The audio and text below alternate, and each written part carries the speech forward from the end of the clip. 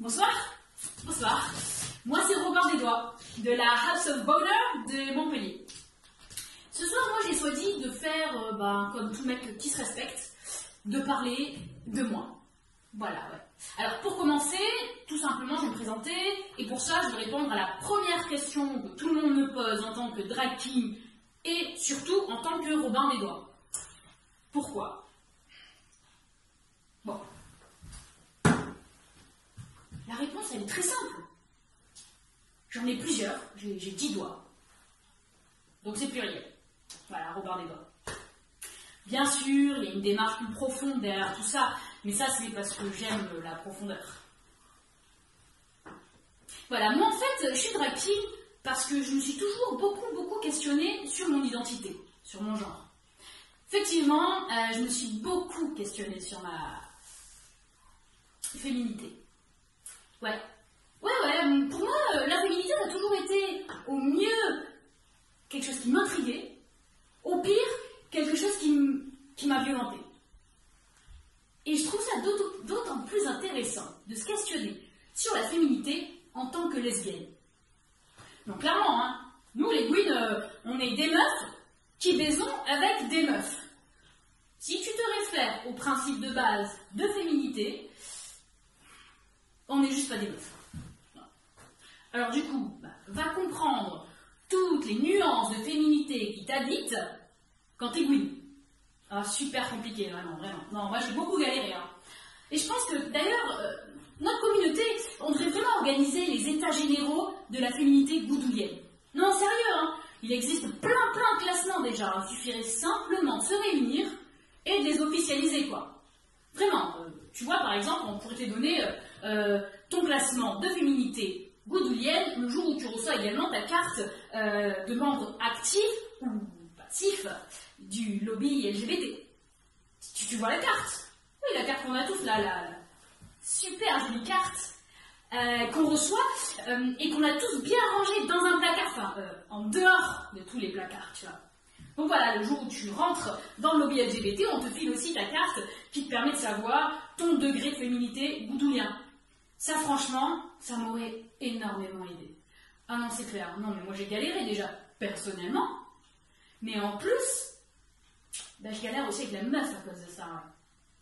Non, c'est clair, hein, parce que je sais pas pourquoi. Moi, quand je rencontre une meuf, elle sait pas que je suis un mec. Ah, c'est clair, hein. Non. Et, bon, ok. Moi, le premier soir, je suis sans artifice. Sans maquillage, je suis vraiment à nu. Mais ça, c'est aussi parce que je couche le premier soir, donc bon, forcément, ça aide, quoi. Hein, ouais, donc moi je suis un king et une salope. Voilà, mais bon, faut avouer que je passe quand même très rapidement au vieux pyjama dégueulasse, quoi. Ah non, mais c'est clair. Non, mais tu vois le vieux pyjama dégueulasse. Non, bon, là, un peu tous quand même, hein. Si, alors, il y a le vieux t-shirt, bien pourri. Tu vois le t-shirt? Ça, tu vois, voilà, ça c'est le vieux t-shirt que t'as acheté quand t'étais baby goudou. T'étais baby goudou, et tu voyais tous les films de Gwyn que tu pouvais voir, et forcément t'avais envie de revendiquer chacun de ces films. Donc du coup, t'allais acheter le t-shirt, la veste, tout ce que tu pouvais trouver sur ce film pourri. Tu l'as acheté 2,50 € avec les frais de port plus chers que ça. Et 3 mois après, la communauté, elle avait déjà oublié. Et ton t-shirt, il t'allait déjà plus, quoi. Ouais. Et avec ça, je rajoute le short de foot. Ouais. Avec ça, je rajoute le short de foot, le vieux short de foot, qu'en fait, je ne mets même plus pour aller jouer, tellement il est dégueulasse. Ouais. Alors du coup, ça fait un truc... ça fait un truc... Voilà, quoi. Du coup, avec moi, les meufs, elles rêvent. Il en reste vraiment plus que ça, les rêves. Et non, en fait, à partir de ce moment-là, c'est là qu'il y a vraiment un changement symbolique dans notre relation. Et forcément, la princesse, elle et souvent, leur... avec. C'est assez rigolo, hein, parce que les mecs, 6 hétéros, les princes, eux, ça les a jamais découragés. Hein. Non, non. Pas du tout. Ils en ont monté des tours, hein, pour me monter tout pour. Ouais. Et c'est assez marrant, parce que bon, premièrement, ok, je suis pas une princesse, clairement. Mais, tout le monde sait quand même que, quitte à vouloir se taper des têtes couronnées de qualité, là, il faut vraiment miser sur...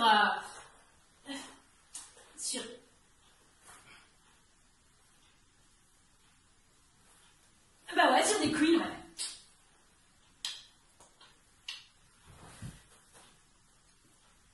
Enfin bon, ce qui est d'autant plus ironique, c'est que finalement, bah, c'est toujours moi que j'ai vu comme un prince.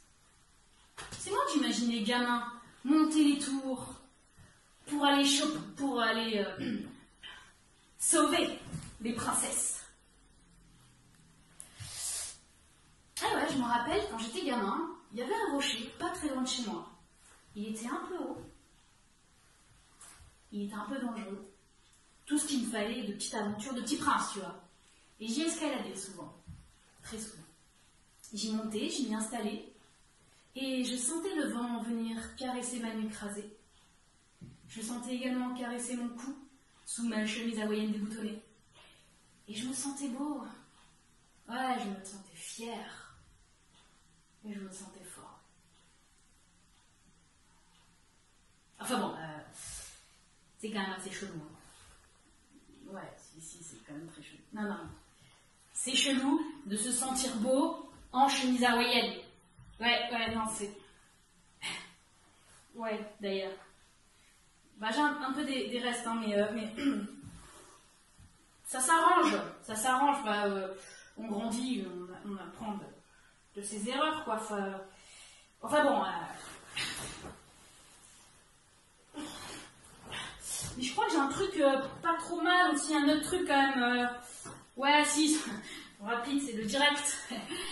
Ah, voilà, c'est là.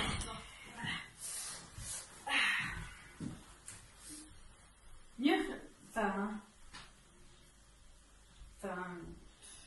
Voilà, on se refait pas, hein. En plus, ça, pour le coup, ça vient pas de moi. Hein, ça vient de ma mère. Ouais. Ma mère, elle crochait de ouf sur Tom Selleck dans Magnum. Ouais. Alors, Tom Selleck dans Magnum, Magnum, c'est une série sur un détective qui passe sa journée sur son canapé à boire des bières, à mater le baseball.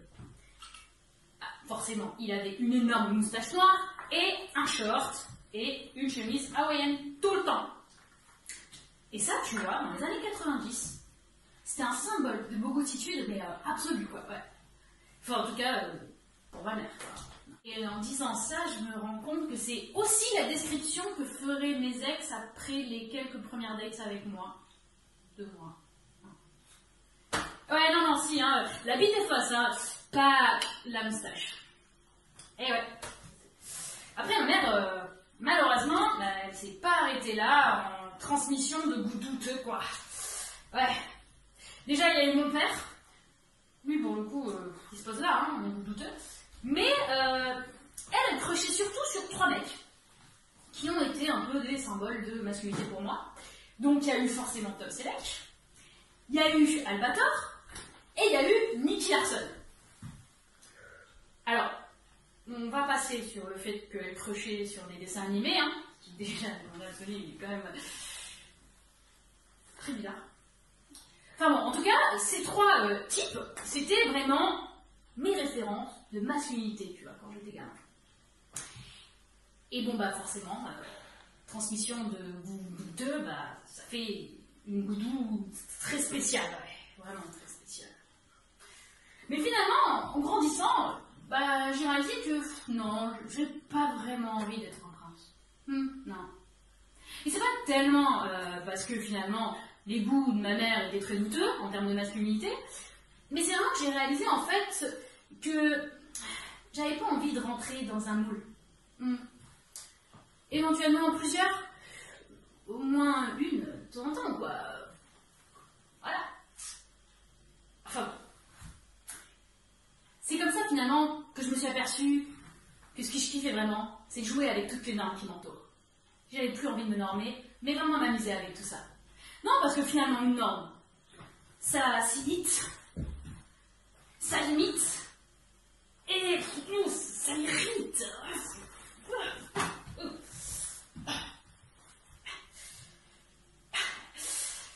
Et c'est comme ça que je suis devenue un king très futile et une gouine entre les lignes. Ben ouais, pour moi, la futilité, en fait, c'est une petite bulle de bonheur dans nos malheurs. C'est une petite révolution dans un monde bien trop sérieux. En fait, la futilité a apporté à mon bonheur beaucoup de profondeur. Ouais. Et c'est pour ça que je dis toujours, je finirai là-dessus. Fais ce que tu veux, fais ce que tu dois.